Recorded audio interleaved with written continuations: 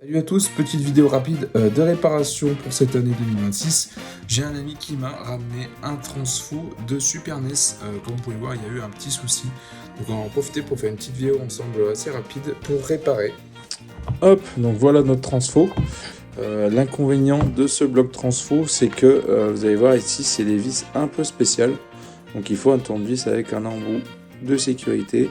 Le seul truc que je sais, c'est que sur l'embout, c'est juste marqué 10 sur mon embout, mais je sais plus où est-ce que je l'ai pris.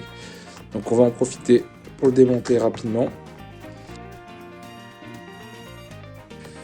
Donc là, on peut pas faire plus simple. On a le transfo avec le 230 volts carré d'un côté et nos deux fils de l'autre.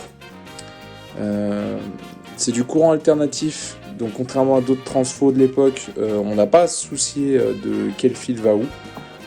En principe, on va quand même essayer de respecter le fait que la partie avec gaine qu'on peut voir ici, on va aller sur la droite, et ici c'est juste la masse entre guillemets, le blindage qu'on va souder sur l'autre partie du transfo. Là, ce que je veux faire, c'est qu'on a le passe-câble ici qui vient épouser la coque de l'autre côté là.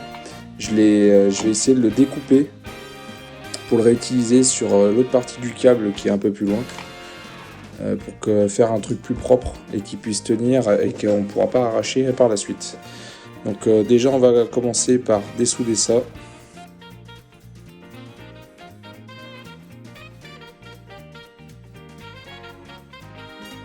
Alors bien évidemment ils ont fait un système où on a la tresse de cuivre ici qui vient sur un bout de fil de cuivre solide. Et ils ont entortillé les deux ensemble, donc pour le défaire, c'est pas juste chauffer et retirer. Alors il va falloir que j'enlève tous les teints de la tresse, ça va être assez galère. Est-ce que j'aurai aussi de chance avec lui aussi? Super. Hop, donc là les deux morceaux sont enlevés. Donc on va pouvoir s'attaquer à l'autre partie. Donc la partie du câble qui a été sectionnée pour cet embout, l'embout d'origine de Super NES. Donc on va commencer par dénuder le câble.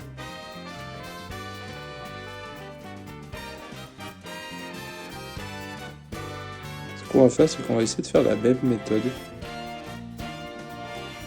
Là, je vais même essayer de récupérer, si j'y arrive, ce morceau de gaine thermo que j'ai pu récupérer.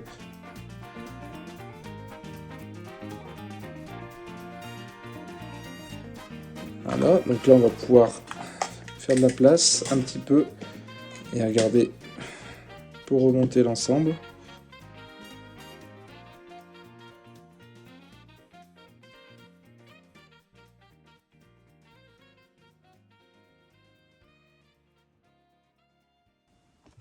Et bien super, on va pouvoir passer à la vérification, au test, éventuellement sur une Super NES.